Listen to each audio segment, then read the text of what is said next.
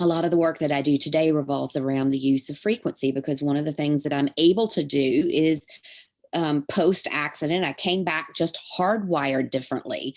I have synesthesia, which means I have this cross wiring with my senses, and so I can touch someone and I can hear a brain tumor.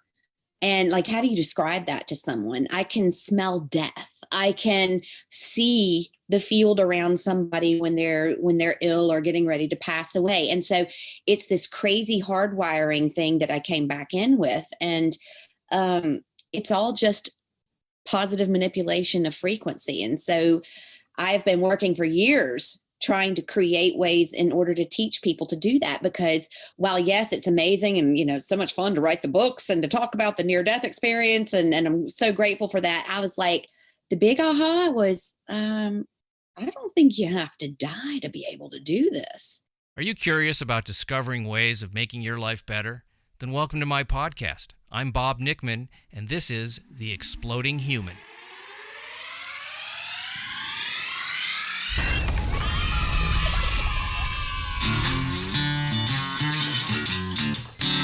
Listen in while I talk with all kinds of people in the fields of personal growth, health and healing, alternative therapies, psychology, spirituality, environment, and the future.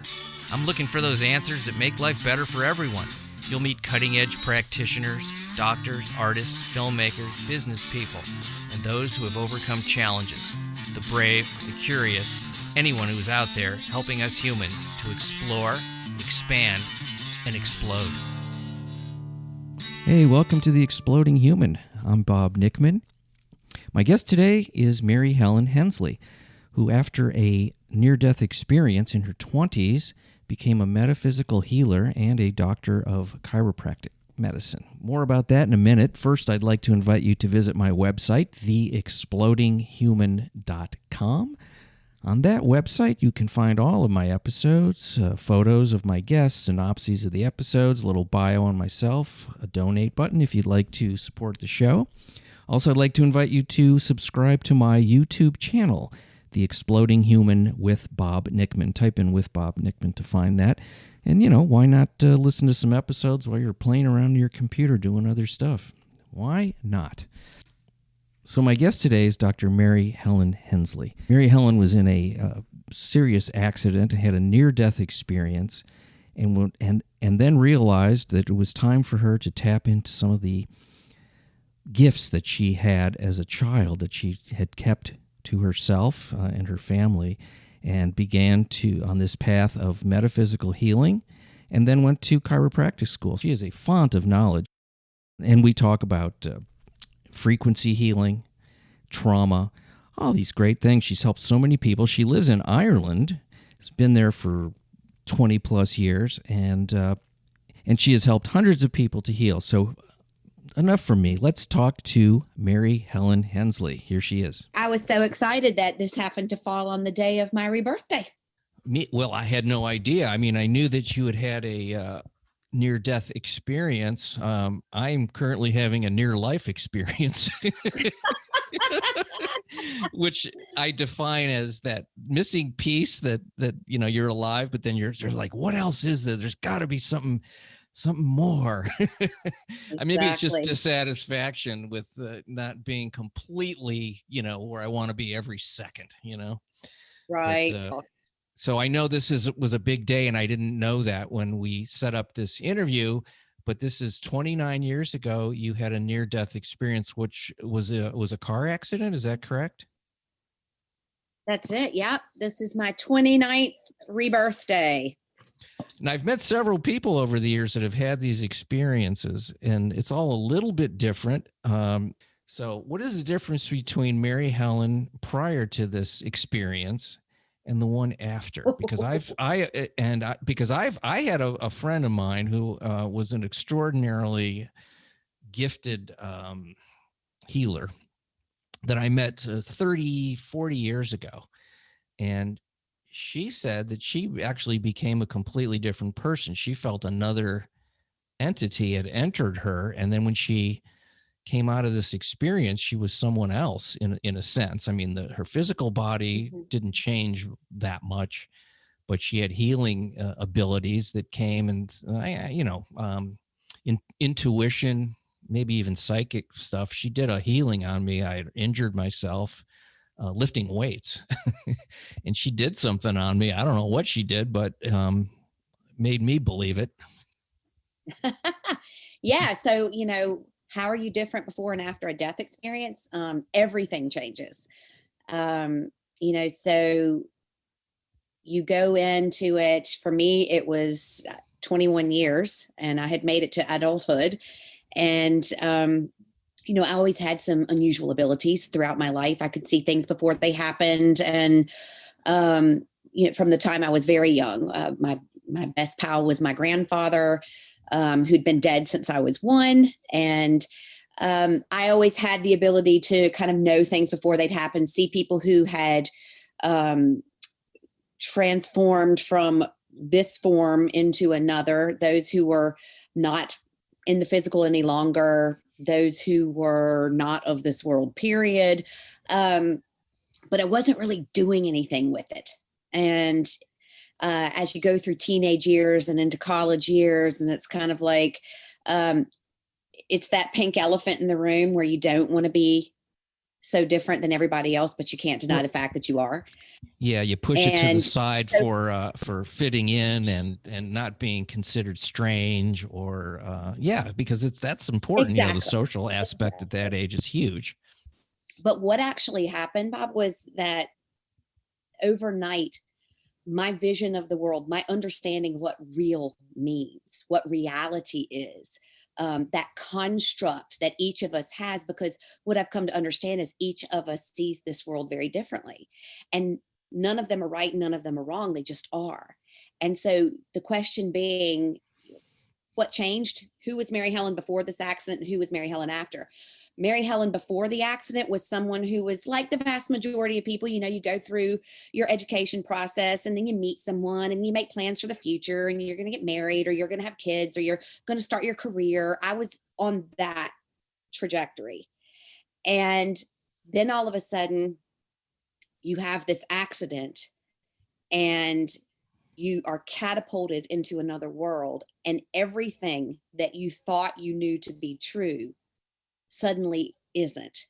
And it's not that it's all false, but the illusion of it falls away, and you see how much bigger it is.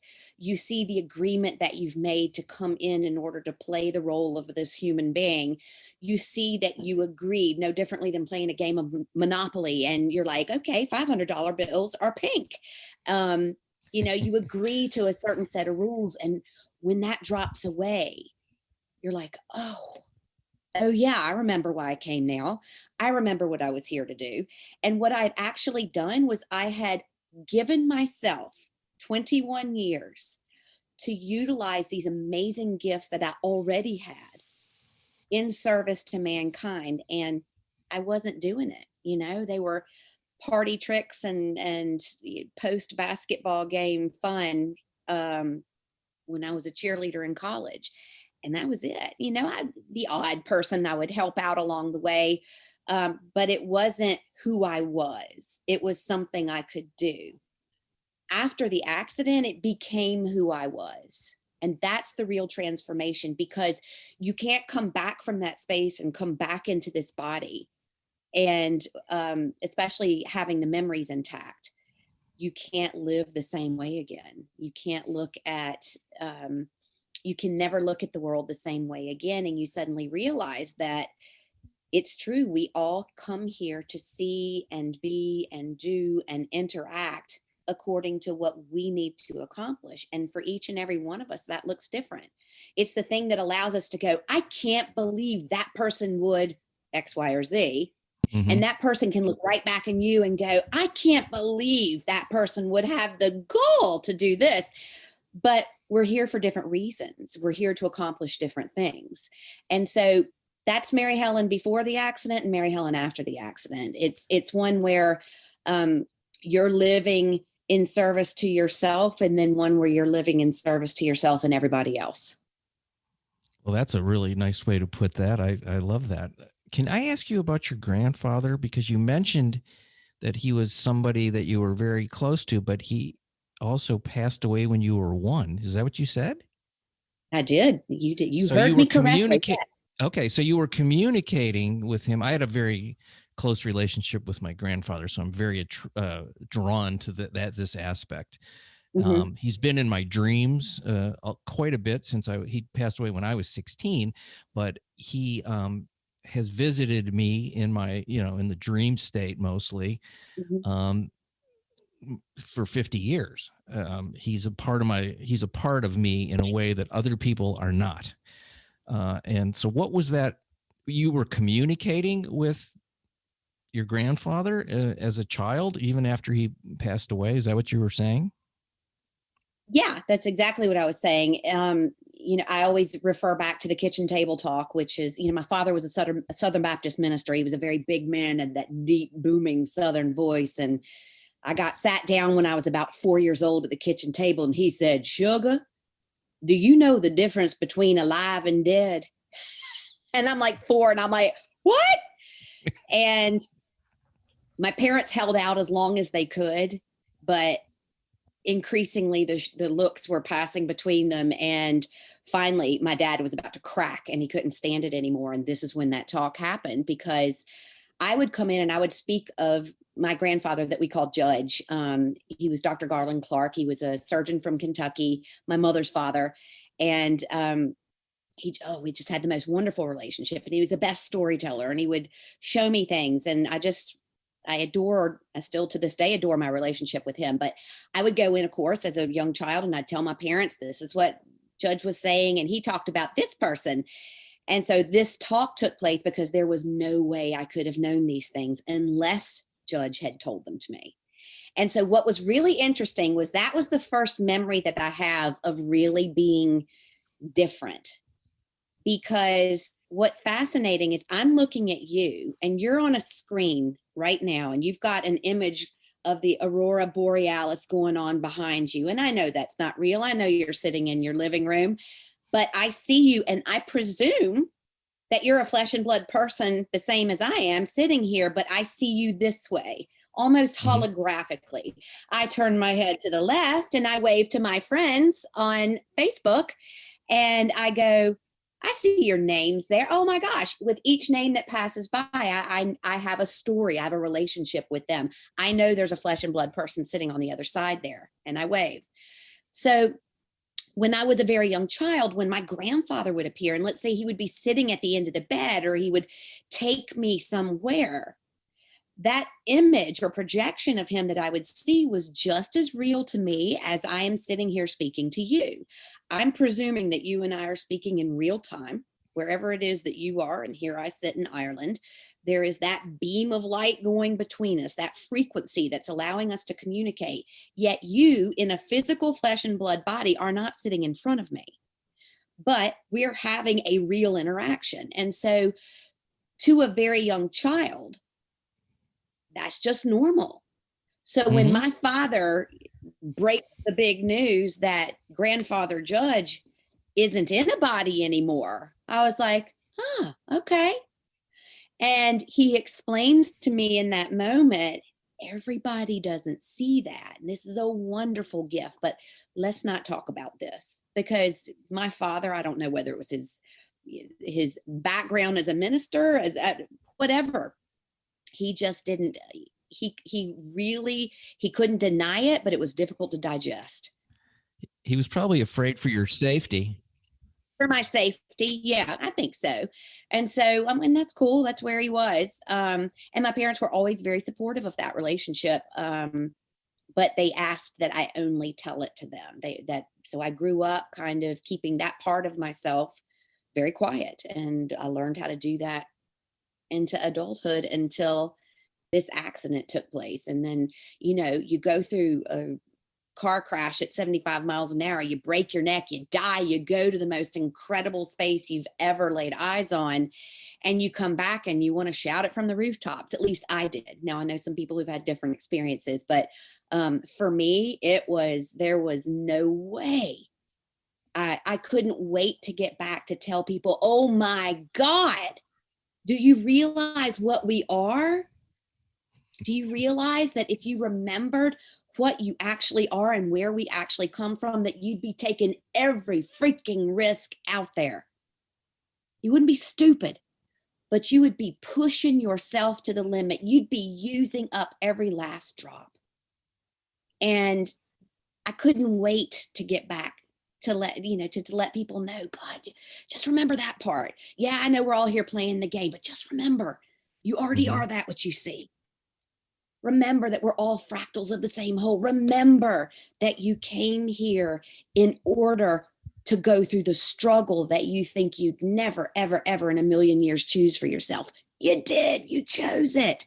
And I couldn't wait to get people to come in and let themselves off the hook and experience life in that way, because that's what really changed. That was Mary Helen after 21 was it's really hard. There's sometimes I want to be angry. And there are sometimes I really, really, and it just doesn't last that long. I try, I even went through a little period today. As a woman in her 50s, I'm loving menopause. You don't hear too many women say that, because what is happening is the emotional hijacking of my body by this hormonal rage of awesomeness that comes with being in your mid 50s it's allowing me to experience the overwhelm of emotion without controlling it. And so for me, it's always been kind of hard. Like, I don't get really upset about things because I know the outcome. I know that we're okay. I know that I'm safe. I know that my kids are safe. No matter what happens to us, nothing and no one can harm who we really are. Now they can hurt our physical body. They could hurt our environment around us. They could hurt our livelihood, but who we actually are, not untouchable. Nobody can harm that. And so when you're walking around with that understanding, it's really hard to kind of get sucked up in the, oh, woe is me. And sometimes I really want to, because that's part of the human experience. I want to be mad at somebody. And so today I was driving home and it was so funny. I was like, I might just leave that little mascara stain running down my cheek, because I'm loving that. Because I went, it's been really long, this 29 years. Do you know what? I've done a really good job. And menopause has allowed me to do that, because I don't usually get to do that. It's not something that I can really muster up that really victim feeling sorry for myself in any way, shape, or form. Or, yeah, I'm in pain every day and I still get up and go to work and I raise these children and I do, honey. You just do what you got to do, And so it actually felt really good to kind of break down for the 30 seconds that I allowed myself. Little hormone rush. Why not? You were doing conventional kinds of things. You were a graphic designer, I was reading, and had gone to school for this kind of stuff. And then you became, after your injury, you went to chiropractic school. Is that due to the injury, the kind of the wounded become the healers type attitude? Absolutely. And also because the dead grandfather said, hey, we've decided you need to go to chiropractic school. And I'm like, what? First of all, I'd only just graduated from college. I'd just gotten my, I got a double degree in communications and graphic design, and I was not going back. You've been in school your whole life. I'm done. And next thing, the dead grandfather, who was a surgeon, by the way. And I'm like, dude, you're a surgeon and I got to go become a chiropractor, and people are going to laugh at me. Like, aren't they the quacks? What is that? I didn't even know. And it was there that it was explained in great detail to me how important it was that, because of the work that I would be doing in the future, that I needed to learn a vitalistic philosophy of life, that one that encompassed in equal measure the mind, the body, and the spirit. That there was a time and a place for allopathic medicine. If I get run over by a car out there, I'm not running straight to the chiropractor first. I'm probably going to go to the ER. And, but that we have taken what was meant for emergency care and we have made it our everyday lifestyle. The second we have a pain, we want the pain gone. The second we have, and we've literally devolved from being able to listen to these beautiful communications that were set up, because we don't realize the human body was designed to work for the spirit. And we forget that sometimes. The body is literally this beautifully organized, immaculately constructed vehicle in order to play out what the spirit wishes to accomplish here. And why is that so important? Because this means everything. This means pain. This means illness. This means emotional distress. And we spend so much time trying not to be uncomfortable that we've literally forgotten how to listen to the signals that the body gives to us. The second that we move off track, we have the ultimate truth meter. A temperature will go up. A stomach will feel sick. Someone will feel not well emotionally. These are all like bing, bing, bing. Hey, pay attention, pay attention. And we wonder why we're in such distress these days. It's because we don't know how to pay attention to that anymore. And that was what was, when my grandfather said, we need you to go and learn a vitalistic philosophy, a vitalistic approach to the human form. And that was at chiropractic school, because that's how they do it. It's mind, body, spirit. This is a spirit occupying a body. The central nervous system is there to work for the spirit. It's not meant to be well. It's meant to express at 100% at all times. Mm-hmm. And we have confused perfect expression with being out of pain and perfectly happy and perfectly well at all times. That's not what I consider a successful, well-lived life, one where there was never an illness, where there was never an emotional heartbreak, where there was never distress. The body was meant to show us the next step along the journey. And we medicate ourselves and we emotionally bypass so much stuff nowadays. And people are like, I'm so lost. I don't know where I am on the journey. And I'm like, because you have literally disconnected from this beautiful truth meter. I've done a lot of chiropractic stuff over the years myself. So I'm not a chiropractor. I mean, I've visited them, different ones, and also different types of healers. That's kind of why I do this show. But the idea that there are multiple types of rhythms in the body besides the heartbeat. Like so much. I mean, it was described to me by one of the guests I had as, it's not that they're even separate rhythms. It's an orchestra. There's a music to existence. And, obviously we can trace different types of rhythms that we get a little more specific about, but, I've had cranial sacral work. I've had, there's a craniosacral pulse. Yeah. And I think that is not, I don't know if that's really taught in conventional medical schools as much as it is in chiropractic school, but I don't think so. I don't either. It's one of the great ahas and the takeaway from the near-death experience is that it is a beautiful symphony of frequency and light. That's what we are. And every single one of us as fractals of the same whole are just different points on the same beam of light. And what is light but a frequency? And so a lot of the work that I do today revolves around the use of frequency, because one of the things that I'm able to do is post-accident, I came back just hardwired differently. I have synesthesia, which means I have this cross wiring with my senses. And so I can touch someone and I can hear a brain tumor. And like, how do you describe that to someone? I can smell death. I can see the field around somebody when they're ill or getting ready to pass away. And so it's this crazy hardwiring thing that I came back in with. And it's all just positive manipulation of frequency. And so I've been working for years trying to create ways in order to teach people to do that, because while yes, it's amazing and so much fun to write the books and to talk about the near-death experience, and I'm so grateful for that, I was like, the big aha was I don't think you have to die to be able to do this. So part of my job has been creating a method for people to be able to take and use these frequencies. And I had the great fortune of meeting one of my closest friends in the world, Greg Papania, who's a frequency guru who lives in Los Angeles. And, we have put out these beautiful harmonics and different tones and frequencies that I teach people to utilize. There's literally a frequency for every physical, chemical, spiritual, and emotional state.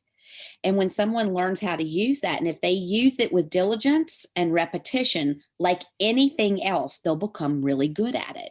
So there is a frequency toolbox available to everyone.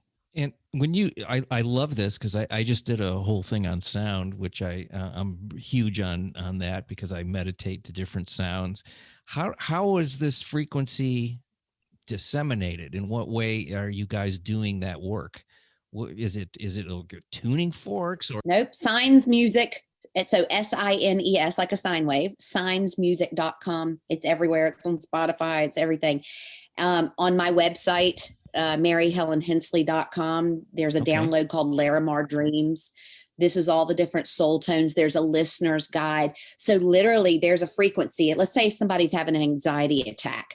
The frequency of an anxiety or panic attack, if you're going to match that and drop that person out of that state, change that state, 852 hertz. Every organ in the human body carries a certain resonance within a certain range. Now, are there exceptions? Sure, there are, because everybody walking around amongst us is not your average human. There are a lot of those who don't really qualify as what I would call human, that are walking around who might not fall in that same frequency range. But the vast majority of people who are, this is going to work for them. And it's quite incredible. So yeah, signsmusic.com. The frequencies are there. And on my website, maryhelenhensley.com, under Larimar Dreams. And the listener's guide shows, and it's literally like having a little menu as far as what each frequency does. Human DNA resonates at 528 hertz.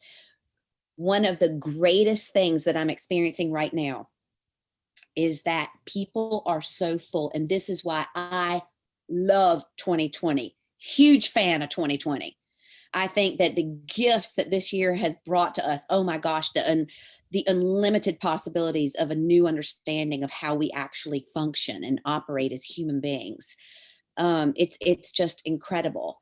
And one of the biggest things that has shown up in my office on my table is that people came so full, so weary, so downtrodden, so all over the place, looking for a sense of purpose, a sense of meaning, a sense of connection. And they had lost the ability to discern between fear, guilt, shame, grief, anger, and self-loathing. And why are those important? Because each of them resonate at 396 hertz. Okay. And it's absolutely incredible when you see someone who is unable to tell the difference. And they're like, it's like having a full sponge that nobody wrung out. And then you're trying to clean something up and you just make a big fat mess. That person goes into a situation where, let's say somebody says something to them that they should respond to with a degree of anger. And next thing, they're on the floor in tears, grieving the loss of a grandparent. And the body has become so super saturated that when confronted by an external trigger, it's lost its capacity to respond appropriately. That's the biggest thing I'm seeing right now. And it's fascinating. So when you start to retrain, when you start to reprogram those neural pathways in the brain, what traditional and kind of old school therapies would do, they go, oh, well, here came that trigger. Here's the trauma in the past. Here's the road from the trigger to that trauma. Let's go fill in the potholes, and this with this and this and this. And it's not knocking that, because there are certain people who are still resonating at that kind of need for that kind of care. But as we press forward, what we're finding is far more useful and far more effective of keeping a person in present time is go up and blow up the damn highway. Because when the trigger comes in, that means that when the person gets triggered, if that highway back to the trauma response no longer exists, guess what? They are forced in present time to grow new little synapses and new little neural pathways based on who they are today. And this is that age-old problem where people go, I've read all the books and I've been to all the workshops and I've done all the seminars, yet still X, Y, or Z is happening. And this is because that neural pathway back to the trauma response still exists. The beauty of frequency is we can go in and blow that thing up. Oh, do I love that. When I do when I meditate with different sounds, because I've been experimenting and I'm going to check out this signs thing. But what I notice is that you're going to love it. I will love it. I can tell already. I went, oh, that's why I'm interviewing her today. That's what I'm going to find, that I'll be able to disseminate that information next. The what I experience is my body will periodically during the meditation, as I'm listening to the different tones and different frequencies, it'll discharge energy from different areas. Like a lot of times it's from my heart area or stomach, or my I guess you would call it the root chakra, or the base, will vibrate up and down like uncontrollably. Not like frightening or anything, but I can feel energy discharging parts of my body. But I have to mindfully pay attention to where this is actually affecting. And you would think, oh, here you go. Here's the secret of the saints. You want to figure out how to work that vessel that you're walking around in? Here you go. And you'd go, oh my gosh, everybody wants to do this. Everybody doesn't want to do this, because everybody doesn't want to be in the full of their health, because there are different things that certain souls can accomplish when they're not well. And this is where we have to drop all of our judgments. All I'm doing is bringing information on. You want to know how this body actually operates? Let me give you a different perspective of that. But there are plenty of people who come in who, if you say to them, gosh, do you know what? A couple years ago when I was diagnosed with a brain tumor, and my doctor was like, hey, we can start on the I was like, no. I got this. I know what's going on here, and I know how to get rid of it. I need to first listen to it, see what it's bringing to the table. What does it need me to listen to? Because we've forgotten how to do that. And if I said to somebody, all I need you to do for the next month is give that brain or your heart or your kidneys 15 minutes of your undivided time, there is a huge percentage of people who will come in and go, yeah, I did it for a couple of weeks or a couple of days or whatever. And they never make it to the end of a single month. Because what we lack is discipline. We lack discipline of the mind and discipline of the soul. And we have gotten extraordinarily lazy. And we're like, yeah. And that's the difference between knowing a concept intellectually and owning it. Mm-hmm. And I often joke, I know how the human body works. I'm a doctor. Do you know? I know I should go to the gym every single day. And guess what? I don't.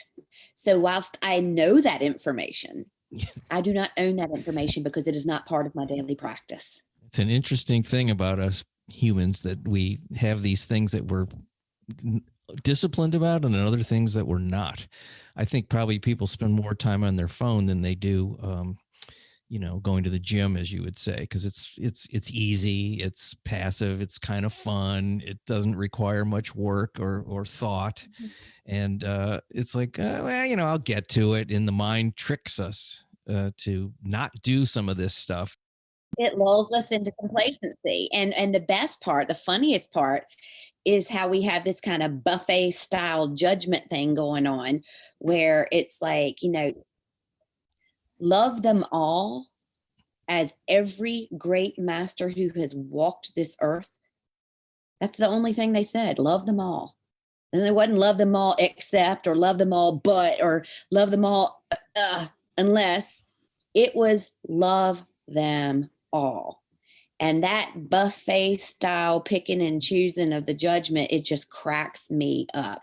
The biggest remedy for that is mind your business. There's a great big fat spiritual truth that's been said in so many different ways, in so many different languages. And it's a real easy one. It's do unto others, it's mind your own business, and it's judge not lest ye be judged.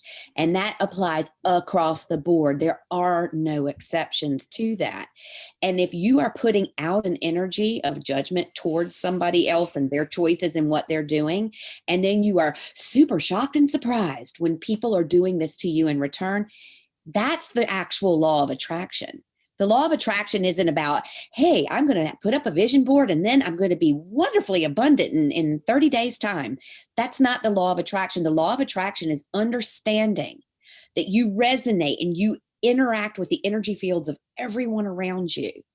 And that before your physical body even comes close to them, you've interacted with that energy body. And when you're putting out a certain frequency, and if that frequency includes judgment of that other individual, guess what you're going to be met with? Mm-hmm. And then we act so shocked and surprised when people aren't doing what we want them to do. How dare them?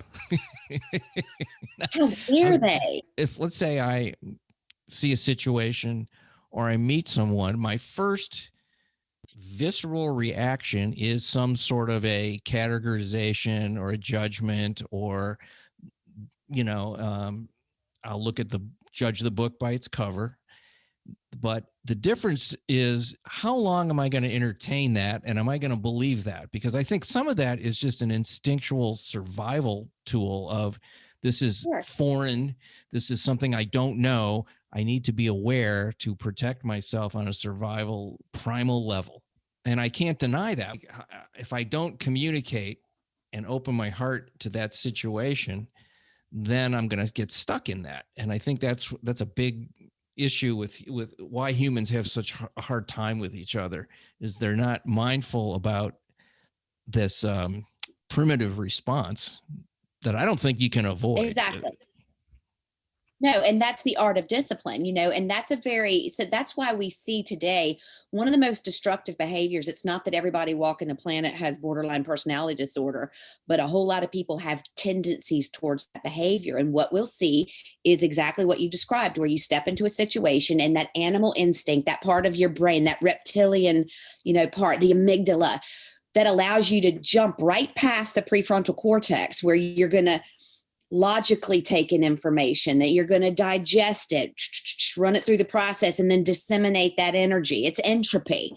What happens is we jump straight past that and we go back into that reptilian brain, and we're in fight or flight mode.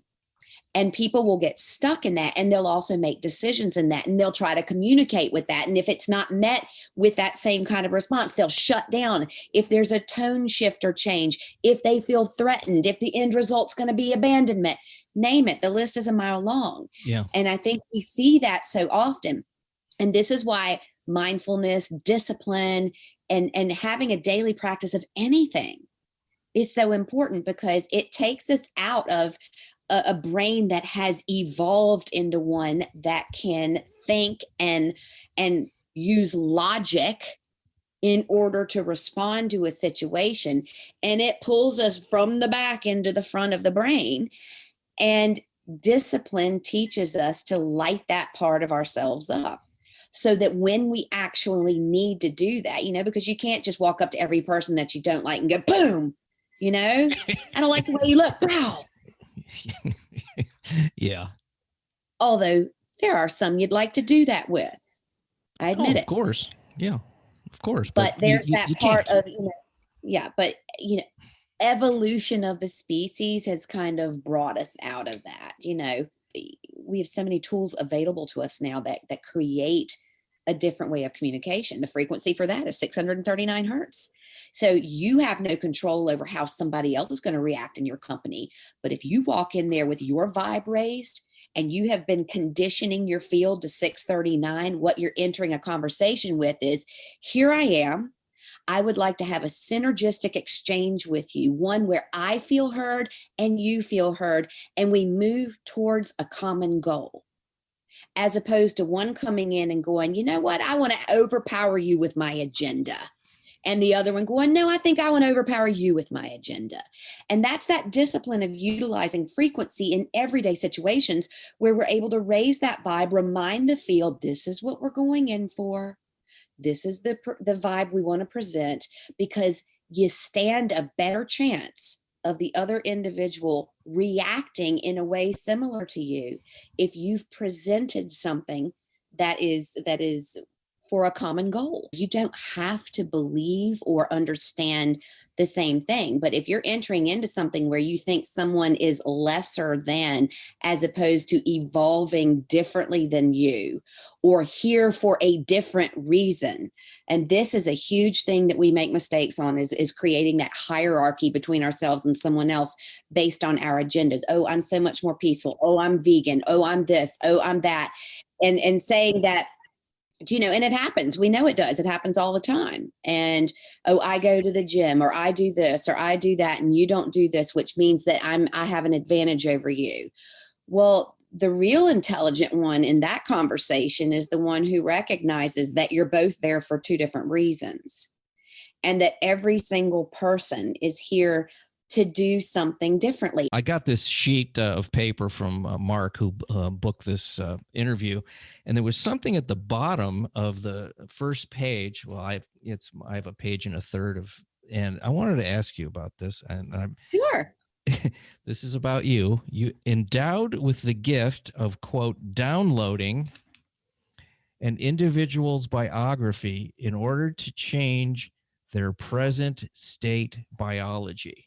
That was absolutely fascinated me. Download someone's biography. When somebody says, Mary Helen is going to now download my biography, is that? Usually there's no herald or trumpet announcing that I'm going to do that. I mean, do you stick your finger in my ear and it goes? Back in the early days when when you first get a new toy, a new gift, a new whatever, and you're playing around with this, and I was like, oh my gosh, this is amazing. And I was young, I was in my 20s, and all of a sudden I realized I'm touching people and I can see their stories. I'm seeing their movie. Oh my God, this one's got cancer, and I can actually touch them and make it go away. And it was such a feast for my ego. It was absolutely amazing. And then by the grace of all of the gods, I grew up and I matured. And I understood that that serves absolutely no one except for my own ego.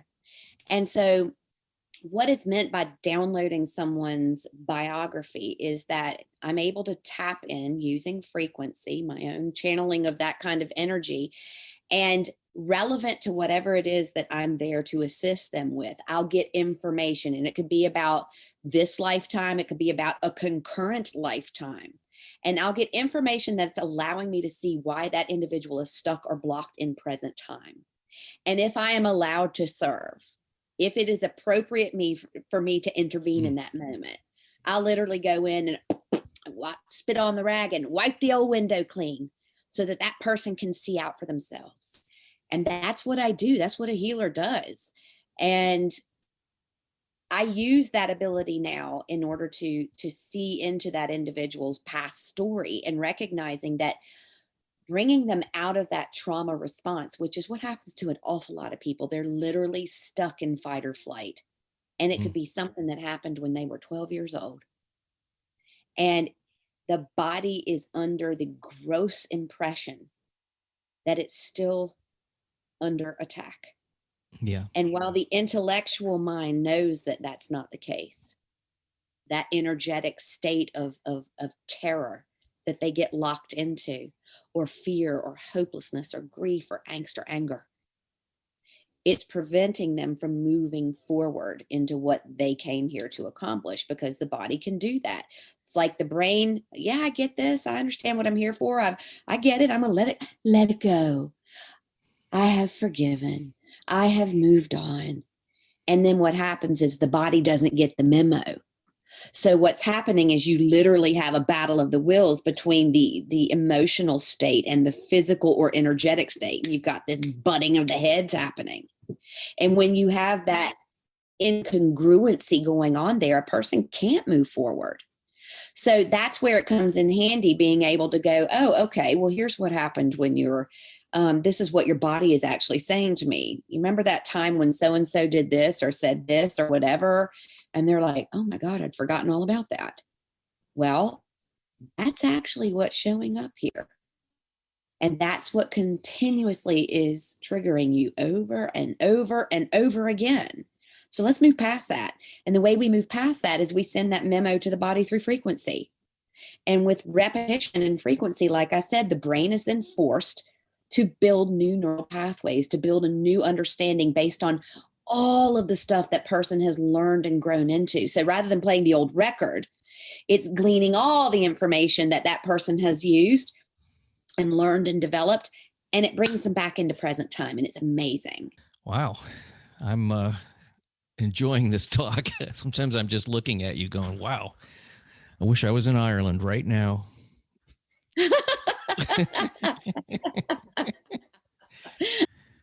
Well, thank you so much for talking to me today. I'm very touched. Thank you for having me. And thanks for letting me celebrate my 29th birthday with you. Yeah, it's my honor to be a part of it.